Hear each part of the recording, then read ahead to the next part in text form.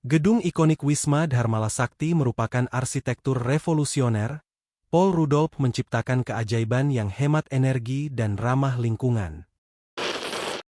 Selamat datang di bangunan dengan ceritanya, sebuah perjalanan mendalam ke dalam sejarah dan arsitektur bangunan-bangunan ikonik.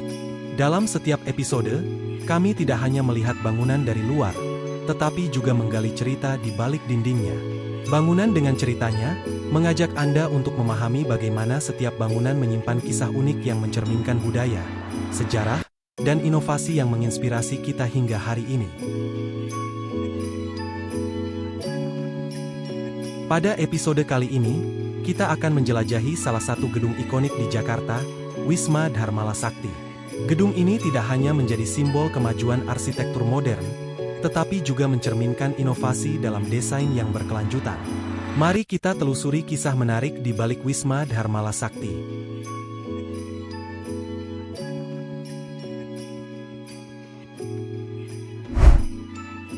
Sejarah Wisma Dharmala Sakti. Pada era di mana Wisma Dharmala Sudirman mulai dibangun di Jakarta, ibu kota Indonesia, gejolak nasionalisme sedang melanda. Indonesia, dalam upaya memperkokoh identitas nasionalnya, juga berusaha keras memperbaiki ekonominya yang sempat terpuruk. Wisma Dharmala Sudirman, sebuah ikon modern yang menjulang tinggi, adalah simbol dari ambisi ini. Pembangunan gedung ini tidak hanya sekadar proyek konstruksi biasa.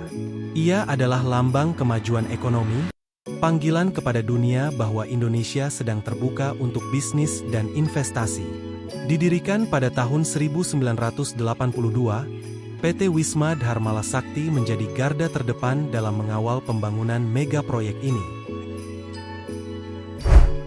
Di tengah-tengah upaya membangun infrastruktur ekonomi, Jakarta sendiri bertransformasi. Sebagai pusat kegiatan ekonomi dan politik, Jakarta menjadi magnet bagi berbagai etnis dan budaya.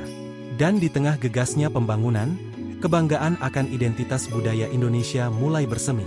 Meskipun pengaruh asing masih terasa, semangat keindonesiaan menjadi semakin kuat. Wisma Dharmala Sudirman bukan hanya sekadar bangunan. Ia adalah penanda perubahan, mengubah wajah kota menjadi lebih modern, lebih metropolitan.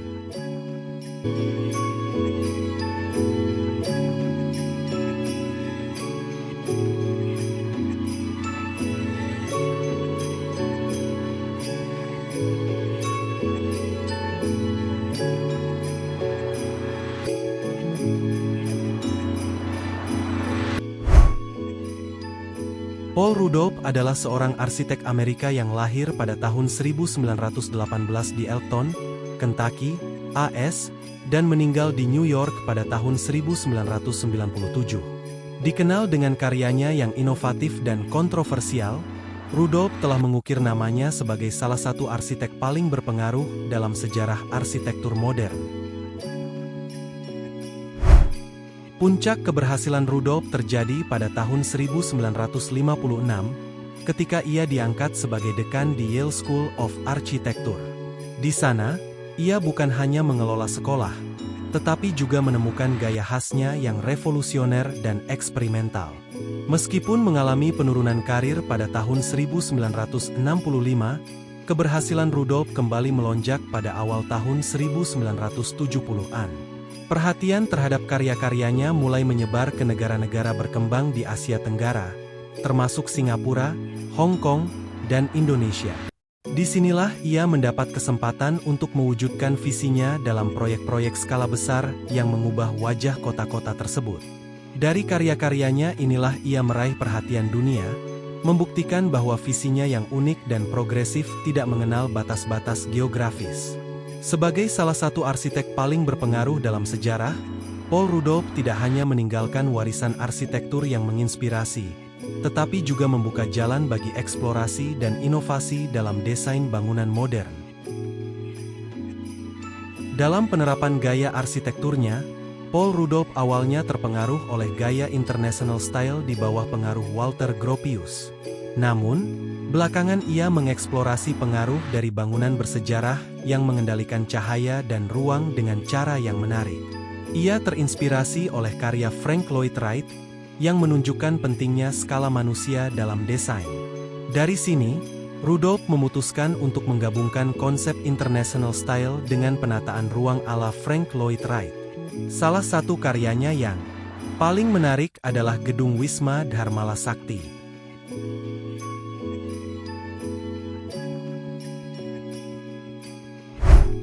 Kita masuk ke dalam segmen pembahasan arsitektur dari Gedung Wisma Dharmala Sakti.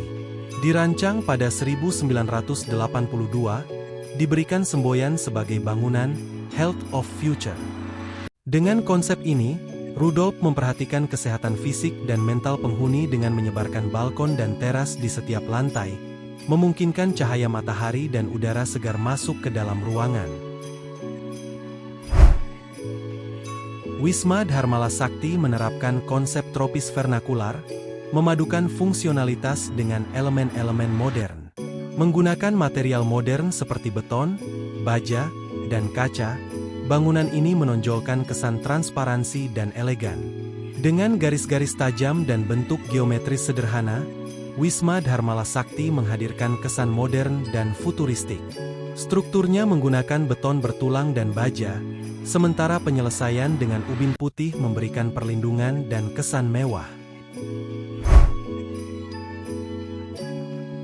Wisma Dharmala Sakti merupakan gedung perkantoran pertama dengan teknologi green building di Indonesia. Memanfaatkan teritis untuk mengurangi pemanasan dalam ruangan dan tidak memakai kaca Ray-Ban agar tetap mendapat sinar matahari yang maksimal.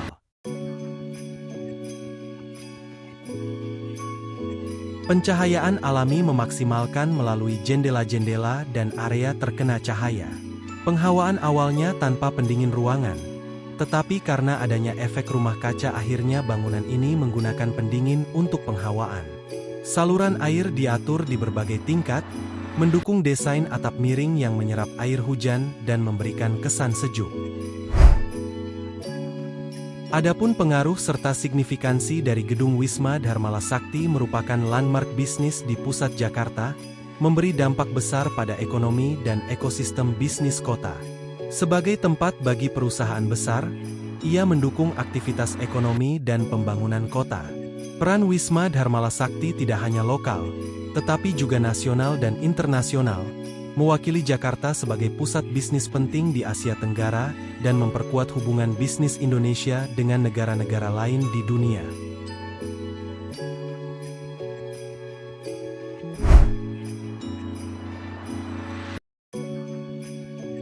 Pemeliharaan Wisma Dharmala Sakti meliputi pengecatan, sistem listrik dan mekanikal, serta struktur bangunan.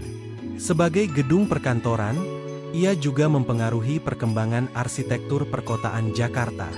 Sebagai contoh bangunan modern di pusat kota, desainnya bisa menginspirasi pembangunan bangunan baru di sekitarnya.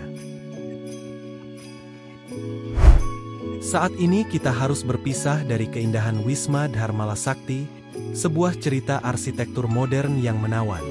Terima kasih telah menonton bangunan dengan ceritanya. Kami berharap video ini memberikan wawasan baru dan menginspirasi Anda untuk lebih menghargai keindahan serta sejarah di balik bangunan-bangunan ikonik. Jangan lupa untuk like, komen, dan subscribe untuk tetap terhubung dengan cerita-cerita menarik lainnya. Bagikan juga pendapat Anda tentang bangunan ikonik ini di kolom komentar. Sampai jumpa di episode berikutnya, di mana kita akan terus mengeksplorasi kisah-kisah luar biasa dari dunia arsitektur.